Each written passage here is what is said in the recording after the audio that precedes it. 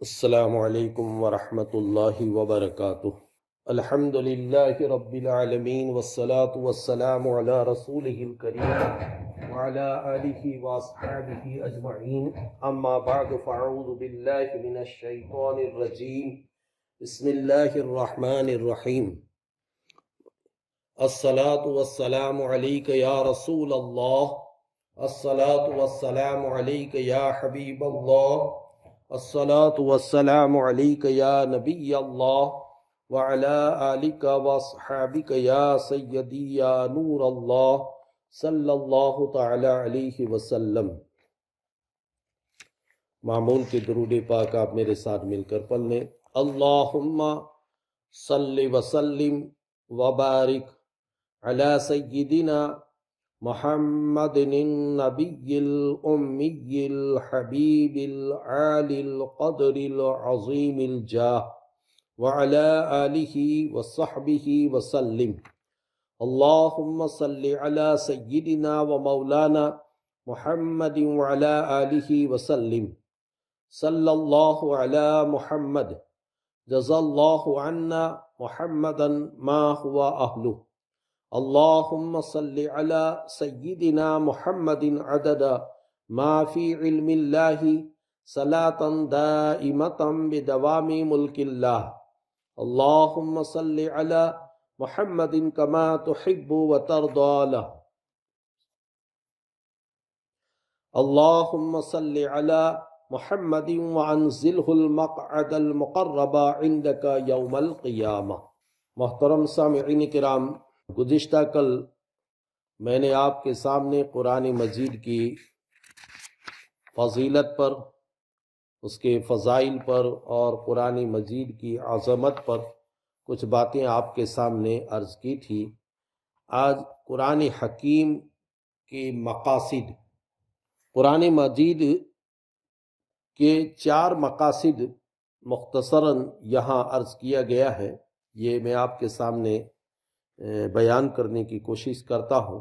پوری امت کو اللہ تعالیٰ کے عذاب سے ڈرانا، چنانچہ اللہ تعالیٰ ارشاد فرماتا ہے وَهَذَا كِتَابٌ أَنزَلْنَاهُ مُبَارَكٌ مُصَدِّقُ الَّذِي بَيْنَ يَدَيْهِ وَلِتُنذِرَ أُمَّ الْقُرَىٰ وَمَنْ حَوْلَهَا، اور یہ برکت والی کتاب ہے جسے ہم نے نازل فرمایا ہے، پہلی کتابوں کی تصدیق کرنے والی ہے، اور اس لیے اتری تاکہ تم اس کے ذریعے مرکزی شہر اور اس کے ارد گرد والوں کو در سناؤ۔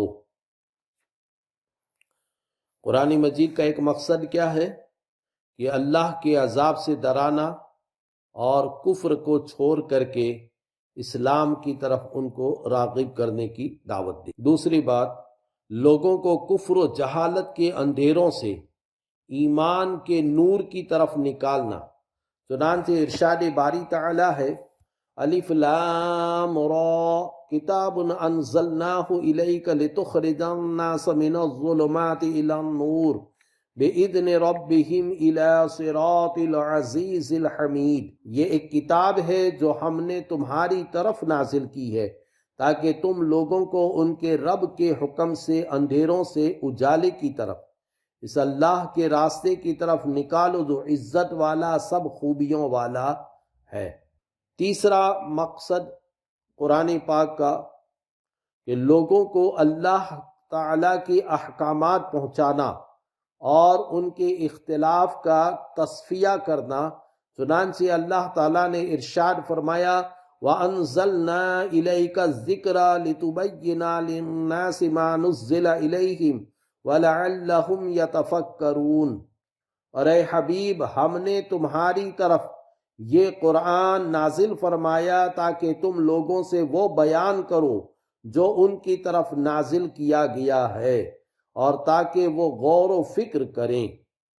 اور ارشاد فرمایا وَمَا أَنزَلْنَا عَلَيْكَ الْكِتَابَ إِلَّا لِتُبَيِّنَ لَهُمُ الَّذِي اخْتَلَفُوا فِيهِ وَهُدًى وَرَحْمَةً لِقَوْمٍ يُؤْمِنُونَ، اور ہم نے تم پر یہ کتاب اس لیے نازل فرمائی ہے تاکہ تم لوگوں کے لیے وہ بات واضح کر دوں جس میں انہیں اختلاف ہے، اور یہ کتاب ایمان والوں کے لیے ہدایت اور رحمت ہے۔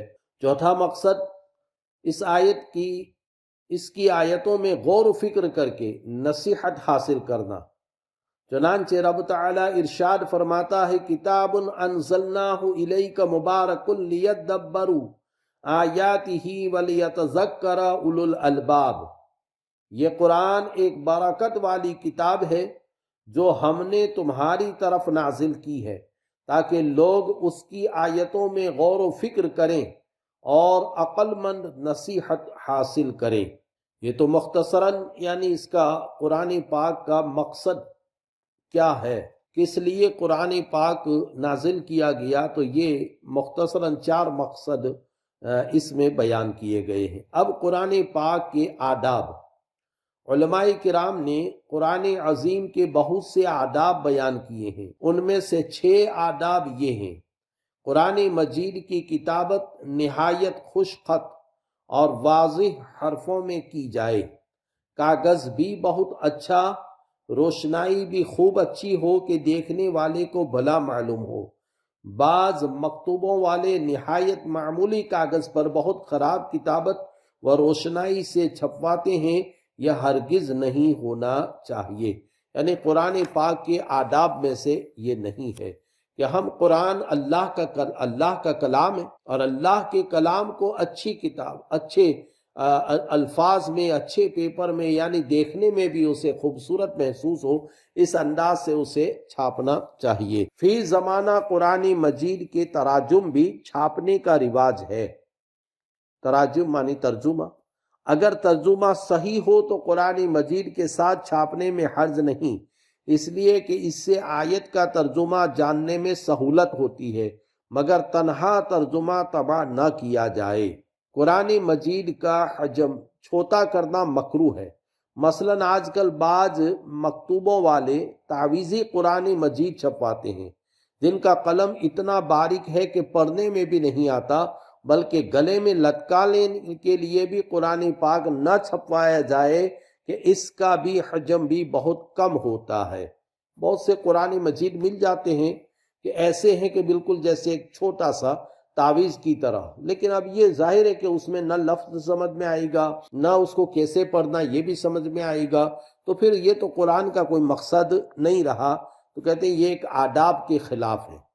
قرآن مجید پرانا بوسیدہ ہو گیا، ہٹ گیا، اور اس قابل نہ رہا کہ اس میں تلاوت کی جائے، اور یہ اندیشہ ہے کہ اس کے اوراق معنی پیز منتشر ہو کر ضائع ہوں گے، اور اس کے جو پیز ہے وہ نکل جائیں گے، تو کسی پاک کپڑے میں لپیٹ کر احتیاط کی جگہ دفن کر دیا جائے، اور دفن کرنے میں اس کے لیے لحد معنی جو قبر کی طرح بنائی جائے تاکہ اس پر مٹی نہ پڑے۔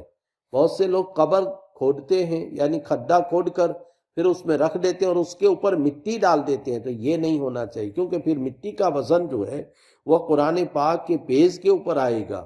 تو علماء فرماتے ہیں کہ اس کے بیچ میں کوئی پتھر یا کوئی لکڑ یعنی پھٹا رکھ دے اور اس کے اوپر مٹی ڈالے، تاکہ قرآن پاک جو ہے اس کے اوپر وزن نہ آئے۔ اس پر تختہ لگا کر چھت بنا کر مٹی ڈالے کہ اس پر مٹی نہ پڑے۔ مصحف شریف بوسیدہ ہو جائے تو اس کو جلایا نہ جائے۔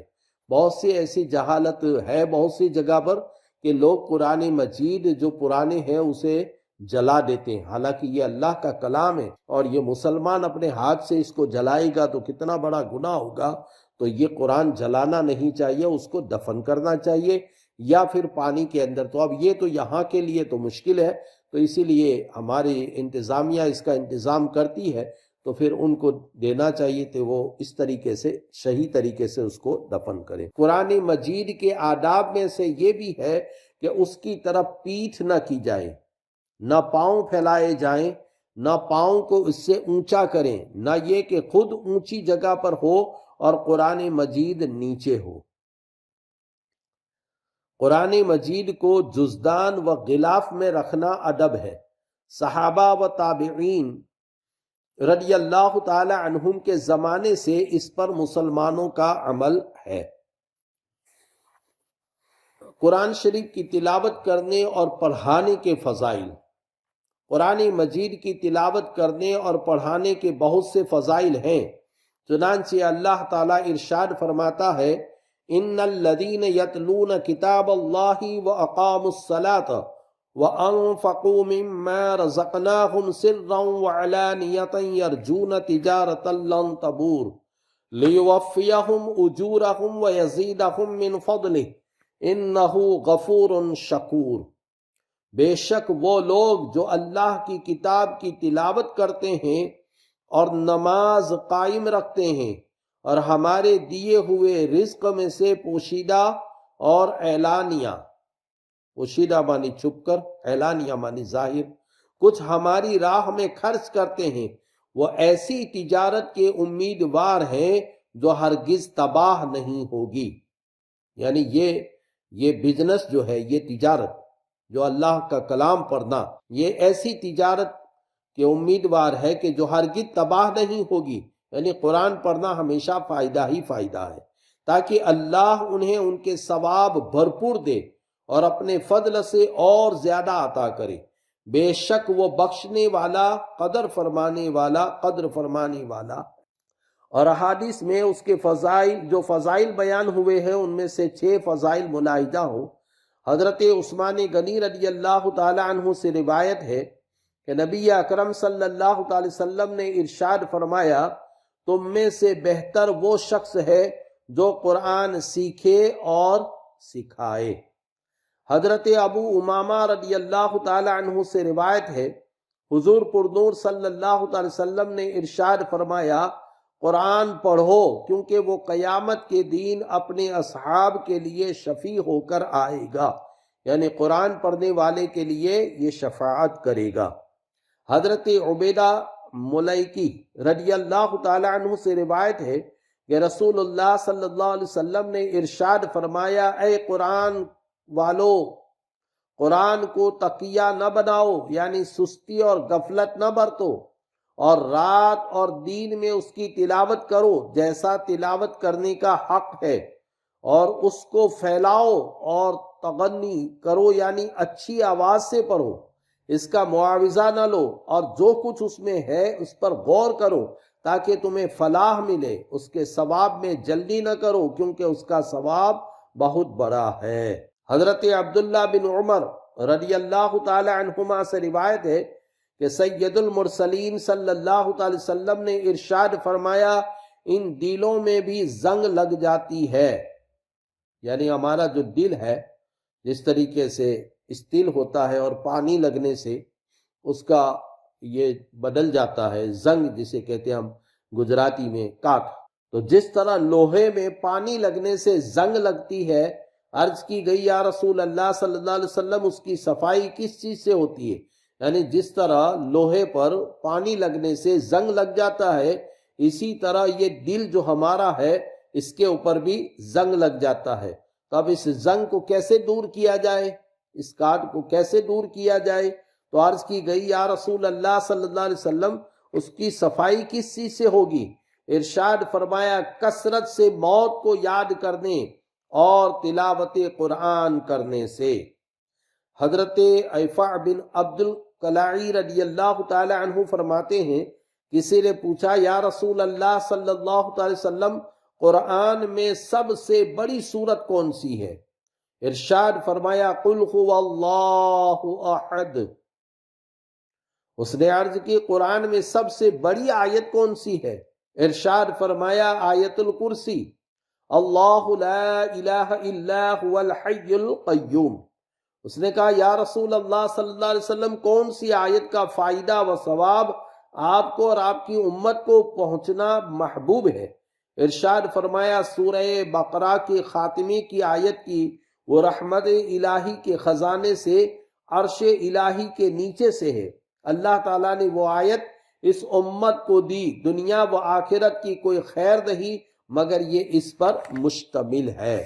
یہاں آدمی سوچے گا کہ قرآن کی سب سے جو بڑی سورت ہے وہ تو سورہ بقرہ ہے، سورہ بقرہ تعداد کے لحاظ سے بڑی ہے، لیکن قل هو اللہ احد حضور صلی اللہ تعالی وسلم نے فرمایا کہ اسے 3 مرتبہ پڑھو، ایک قرآن مجید پڑھنے کا ثواب مل جاتا ہے۔ اسی طرح آیت الکرسی، اس کی بھی بڑی فضیلتیں ہیں، اور اسی طرح سورہ بقرہ کی آخری جو آیتیں ہیں، آمن الرسول بما انزل الیہ من ربہ والمؤمنون سے لے کر آخر تک، تو اس کی بھی بڑی فضیلت آئی ہے۔ حضرت جندب بن عبداللہ رضی اللہ تعالی عنہ سے روایت ہے کہ حضور اکرم صلی اللہ تعالی وسلم نے ارشاد فرمایا، قرآن کو اس وقت تک پڑھو جب تک تمہارے دل کو الفت اور لگاؤ ہو، اور جب دل اچاٹ ہو جائے کھڑے ہو جاؤ، یعنی تلاوت بند کر دو۔ بغیر دل سے بہت سے لوگ جب قرآن کی تلاوت کرنے کے لیے بیٹھتے ہیں، بس ابھی آدھا پارہ رہ گیا، بس اس کو میں پورا کر لوں۔ اب پورا کرنے میں کیا ہے، اس کا دھیان پورا قرآن کی طرف نہیں ہوتا، وہ بس قرآن کو ختم کرنے کی جلدی میں ہوتا ہے۔ ایسے ہمارے رمضان میں بھی دیکھا ہے بہت سے حضرات کو کہ وہ قرآن کی تلاوت بس یہ سمجھتے ہیں کہ میں 6 مرتبہ قرآن ختم کر لوں، 9 مرتبہ کر لوں، کوئی 11 مرتبہ، کوئی 12 مرتبہ، لیکن پھر وہ قرآن کو جس انداز سے پڑھنا چاہیے، جس طریقے سے پڑھنا چاہیے، وہ قرآن مجید کو اس طریقے سے نہیں پڑھتے۔ اس لیے یعنی یہ فرمائے کہ وَرَتِّلِ الْقُرْآنَ تَرْتِیلًا، قرآن کو ترتیل کے ساتھ ٹھہر ٹھہر کر پڑھنا چاہیے۔ اچھا قرآن پڑھو، ثواب جو ہے نا وہ تمہارے اخلاص کے اوپر ہے۔ اگر ایک قرآن کی تلاوت اگر دل لگا کر خلوص نیت کے ساتھ پڑھو گے تو ہو سکتا ہے کہ وہ 10 قرآن کے مطابق آپ کو ثواب مل جائے۔ یعنی دوڑ نہیں لگانی چاہیے کہ بھئی میں بس رمضان میں اتنے قرآن ختم کرنے ہی کرنے ہیں۔ جتنا دل لگا کر، دل جمعی کے ساتھ قرآن کی تلاوت کر سکتے ہو، اس کی تلاوت کرو۔ قرآن کریم کو حفظ کرنا فرض کفایہ ہے، اور یہ صحابہ و تابعین اور علماء دین متین رضی اللہ تعالی عنہم اجمعین کی سنت ہے، اور اس کے فضائل حصر و شمار سے باہر ہے۔ ترغیب کے لیے یہاں 3 فضائل درج ذیل ہیں۔ حضرت ابو ہریرہ رضی اللہ تعالی عنہ سے روایت ہے، نبی اکرم صلی اللہ تعالی علیہ وآلہ وسلم نے ارشاد فرمایا، قرآن قیامت کے روز آئے گا اور قرآن عرض کرے گا، اے میرے رب عز و جل، اسے خلعت عطا فرما، تو اس شخص کو کرامت کا تاج پہنایا جائے گا۔ قرآن پھر عرض کرے گا، اے میرے رب عز و جل، اور زیادہ کر، تو اسے بزرگی کا حلہ پہنایا جائے گا۔ پھر عرض کرے گا، اے میرے رب عز و جل، اس سے راضی ہو جا، تو اللہ تعالیٰ اس سے راضی ہو جائے گا۔ پھر اس شخص سے کہا جائے گا، پڑھتے رہو اور درجات چڑھتے جاؤ، اور ہر آیت پر ایک نیکی زیادہ کی جائے گی۔ حضرت عبداللہ بن عمر رضی اللہ تعالی عنہما سے روایت ہے کہ رسول کریم صلی اللہ تعالی وسلم نے ارشاد فرمایا، صاحب قرآن کو حکم ہوگا کہ پڑھتے رہو اور درجات چڑھتے جاؤ، اور ٹھہر ٹھہر کر پڑھو، جیسے تم اسے دنیا میں ٹھہر ٹھہر کر پڑھتے تھے، کہ تمہارا مقام اس آخری آیت کے نزدیک ہے جسے تم پڑھو گے۔ اس حدیث پاک کا حاصل یہ ہے کہ ہر آیت پر ایک ایک درجہ اس کا جنت میں بلند ہوتا جائے گا، اور جس کے پاس جس قدر آیتیں ہوگی اسی قدر درجے اسے ملیں گے۔ حضرت ابو ہریرہ رضی اللہ تعالی عنہ سے مروی، نبی کریم صلی اللہ تعالی وسلم کے فرمان کا خلاصہ ہے کہ حافظ قرآن اگر رات کو تلاوت کرے تو اس کی مثال اس توشہ دان کی ہے جس میں مشک بھرا ہوا ہو، مشک بھرا ہوا ہو، اور اس کی خوشبو تمام مکانوں میں مہکے، اور جو رات کو سو رہے اور قرآن اس کے سینے میں ہو تو اس کی مثال اس توشہ دان کی مانند ہے جس میں مشک ہے۔ یہ قرآن مجید حفظ کرنے کے فضائل ہیں، لہذا جس مسلمان سے بن پڑے وہ قرآن مجید حفظ کر کے ان فضائل کو حاصل کرنے کی کوشش کرے، اور جنہوں نے قرآن مجید کا حفظ کر لیا ہے انہیں چاہیے کہ اسے روزانہ یاد کرتے رہیں تاکہ حفظ بھول نہ جائے۔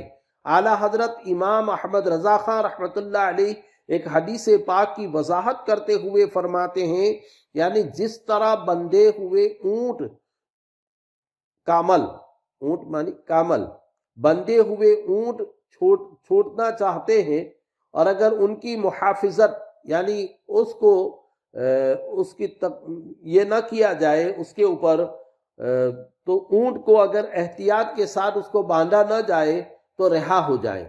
اس سے زیادہ قرآن کی کیفیت ہے، یعنی اگر اسے یاد نہ کرتے رہو گے تو وہ تمہارے سینوں سے نکل جائے گا، پس تمہیں چاہیے کہ ہر وقت اس کا خیال رکھو اور یاد کرتے رہو، اس دولت بے نہایت کو ہاتھ سے نہ جانے دو۔ یہ حفاظ کرام کے لیے ایک بہت بڑا سبق ہے کہ قرآن پڑھتے رہنے سے یاد رہے گا۔ قرآن کو اگر تم نے چھوڑ دیا حافظ ہونے کے بعد تو پھر وہ قرآن تمہارے سینے سے نکل جائے گا۔ یہاں حدیث کا مطلب یہ ہے کہ جو کامل ہوتا ہے، ایک اور حدیث میں ہے کہ کامل یہ ریت کے اندر، جنگلوں کے اندر بھاگنے والا جانور، اور اگر اس کو کھلا چھوڑ دیا جائے تو پھر اس کو پکڑنا مشکل ہوتا ہے۔ تو اسی طرح جو آدمی قرآن بھول جاتا ہے، مگر بھول جانے کے بعد اس کو یاد کرنا بڑا دشوار ہوتا ہے، لیکن آدمی کوشش کرے تو کوشش کرنے سے کوئی چیز ناکامیابی نہیں ہوتی۔ انسان پوری ہمت کے ساتھ پورے یعنی اللہ کے عزم مصمم یعنی پکا ارادہ کر لے کہ مجھے یاد کرنا ہی ہے، تو جتنے بھی حفاظ کرام اگر بھول بھی گئے ہیں تو اگر کوشش کرے تو آدمی ایک مہینے میں یا 2 مہینے میں تو نہیں کر سکتا۔ اسے چاہیے کہ جس طریقے سے وہ حفظ کرنے میں جتنا ٹائم اس نے لگایا، اگر وہ اتنے سال روزانہ کچھ نہ کچھ قرآن یاد کرتا رہے گا، اگر آدمی 1 سال میں 5 پارے بھی یاد کرتا ہے تو جو حافظ بھول گیا ہے وہ 6 سال کے اندر قرآن مکمل کر سکتا ہے۔ آدمی کوشش کرے، اگر 1 سال کے اندر 3 پارے بھی کر لیتا ہے تو پورے 10 سال کے اندر بھی قرآن تو یاد ہو ہی جائے گا۔ تو اب یاد کرنے کی نیت سے آگے بڑھے گا تو انشاءاللہ اللہ تبارک و تعالیٰ اس کی مدد فرمائے گا۔ تو کوشش بھی کرنی چاہیے یاد کرنے کی، اللہ تبارک و تعالیٰ کی بارگاہ میں توبہ بھی کرنی چاہیے اپنی غلطی کا، اور پھر رب سے دعا کر کے امید کے ساتھ اس سے رب سے دعا بھی مانگنی چاہیے کہ یا اللہ میں تیرے قرآن کو یاد کرنے کی کوشش کر رہا ہوں، تو میری مدد فرما۔ تو رب تبارک و تعالیٰ ضرور مدد فرمائے گا۔ قرآن تلاوت کرنے میں کیوں مدد نہیں فرمائے گا؟ رب کا کلام ہے، رب سے کلام سے محبت ہوگی، اللہ تم سے بھی محبت فرمائے گا، اور انشاءاللہ تمہارے سینے کے اندر قرآن مجید یعنی یاد ہو جائے گا، اور یہ تمہارے لیے آخرت کا نجات کا ذریعہ بن جائے گا۔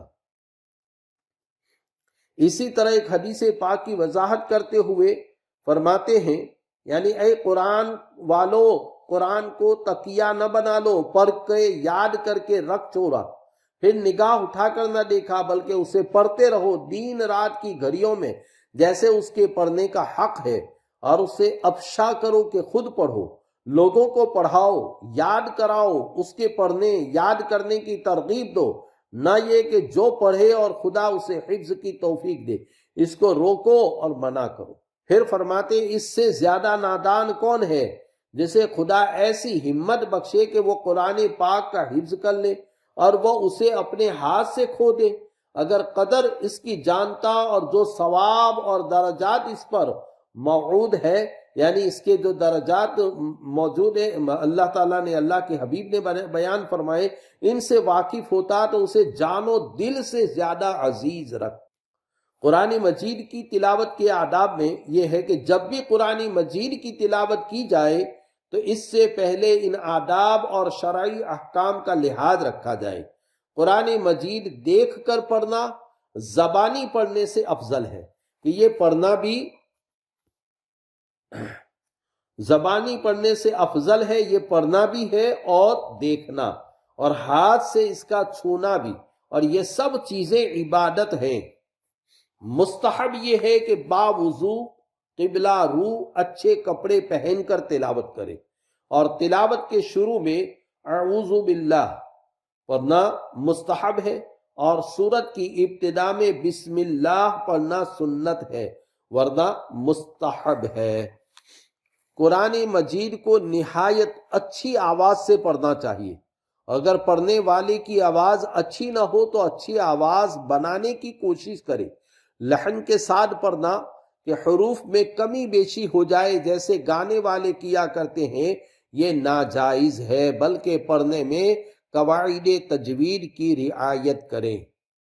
یہ مردوں میں تو یہ بہت کم ہے، لیکن عورتوں میں، ہماری ماں بہنوں میں یہ قرآن مجید کی اس طریقے سے تلاوت کرنے کی ایک عادت ہوتی ہے ان کی۔ ویسے اس طرف میں آپ کو بتاؤں یہ بھی ایک گناہ ہے، لیکن بہت سے ایک سمجھانے کے لیے کر رہا ہوں، اللہ مجھے بھی معاف فرمائے، کہ بہت سے لوگ تلاوت کرتے ہیں تو جیسے آواز الحمدللہ، تو یہ گناہ ہے۔ اس طریقے سے قرآن کو پڑھنا گناہ ہے، اس طرح نہ پڑھے، بلکہ آواز بالکل صاف نکلنی چاہیے کہ جو لفظ جہاں سے نکلتا ہے وہیں سے نکالنا چاہیے۔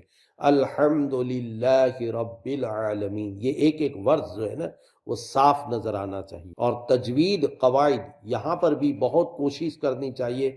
ہماری یہ سب سے بڑی کوتاہی، کمزوری ہے، لوگ قرآن تو پڑھتے ہیں مگر صحیح معنوں میں قرآن کا جو فوائد، جو فائدہ ہونا چاہیے وہ نظر نہیں آتا۔ قرآن لوگ ختم کر لیتے ہیں، جیسے میں نے کہا نا، میں کسی پر تنقید نہیں کرتا، پڑھنے والوں کو اللہ اور زیادہ توفیق دے، لیکن بہت سے لوگ قرآن پڑھنے میں بہت جلدی کرتے ہیں۔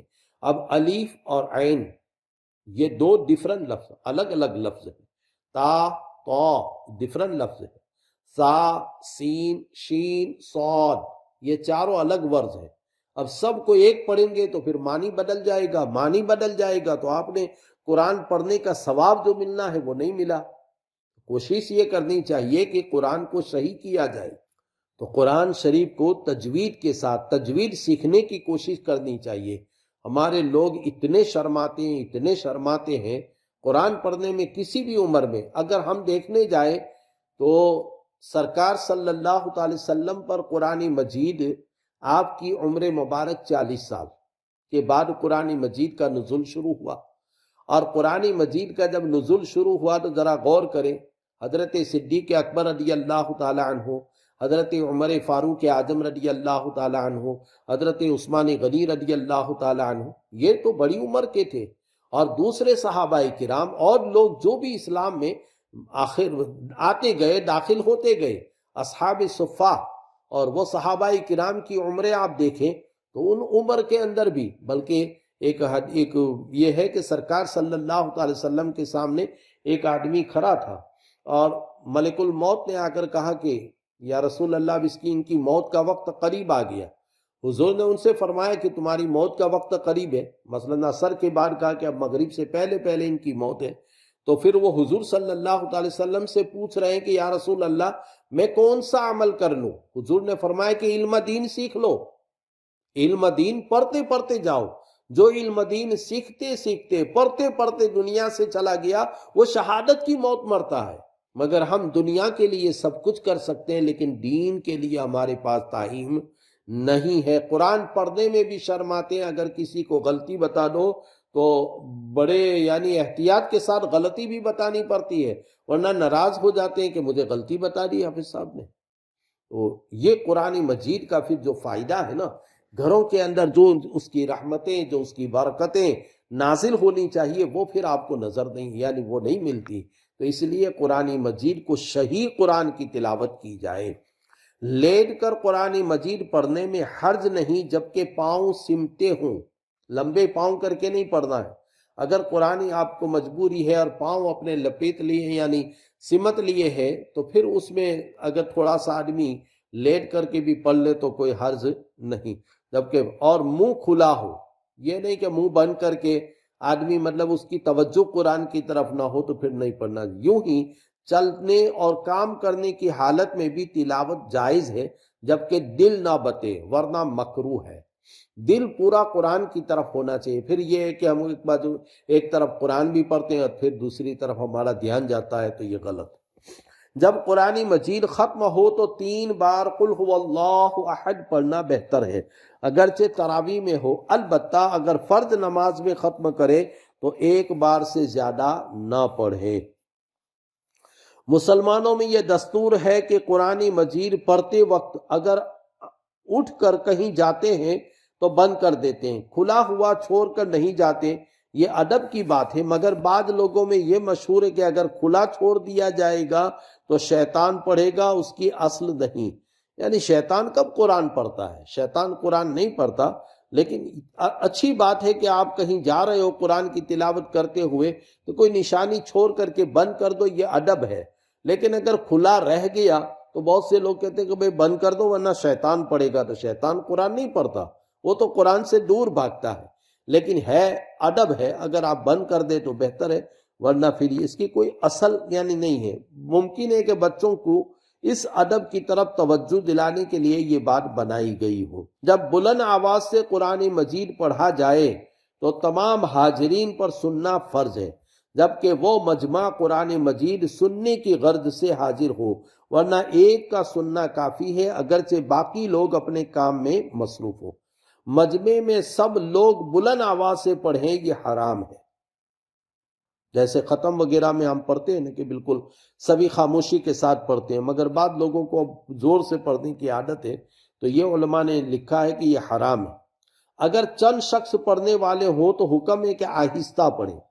بازاروں میں اور جہاں لوگ کام میں مشغول ہوں بلند آواز سے پڑھنا ناجائز ہے۔ لوگ اگر نہ سنیں گے تو گناہ پڑھنے والے پر ہے، اگرچہ کام میں مشغول ہونے سے پہلے اس نے پڑھنا شروع کر دیا ہو، اور اگر وہ جگہ کام کرنے کے لیے مقرر نہ ہو تو اگر پہلے پڑھنا اس نے شروع کیا اور لوگ نہیں سنتے تو لوگوں پر گناہ، اور اگر کام شروع کرنے کے بعد اس نے پڑھنا شروع کیا تو اس پر گناہ ہے۔ جو شخص غلط پڑھتا ہو تو سننے والے پر واجب ہے کہ بتا دے، بشرطی کہ بتانے کی وجہ سے کینہ و حسد پیدا نہ ہو۔ اسی طرح اگر کسی کا مصحف شریف اپنے پاس عاریت ہے، اگر اس میں کتابت کی غلطی دیکھے تو بتا دینا واجب ہے۔ آج انشاءاللہ بھی یہ قرآن مجید کے آداب اور قرآن مجید کا مقاصد اور قرآن مجید کی تلاوت کے فضائل میں نے آپ کے سامنے بیان کیے۔ انشاءاللہ اب ہم زندگی رہی تو میں اب قرآن مجید کی الحمد سورہ فاتحہ سے ہم انشاءاللہ کل اس کی تفاسیر شروع کریں گے۔ اللہ تبارک و تعالیٰ اپنے پیارے حبیب صلی اللہ تعالی وسلم کے صدقہ طفیل ہم سب کو قرآن مجید کی تلاوت کرنے اور اس پر عمل کرنے کی توفیق رفیق عطا فرمائیں۔ اللہ تعالیٰ اپنے حبیب کے صدقے میں قرآن مجید ہمارے سینوں کے اندر جتنے بھی حفاظ کرام ہیں اللہ تعالیٰ سب کے سینوں کے اندر ہمیشہ کے لیے قرآن محفوظ رکھیں۔ جو بھول گئے ہیں اللہ انہیں توفیق عطا فرمائے کہ وہ بھی قرآن مجید کی تلاوت کر کے اسے وقت مناسب پر اس کو یاد کر لیں۔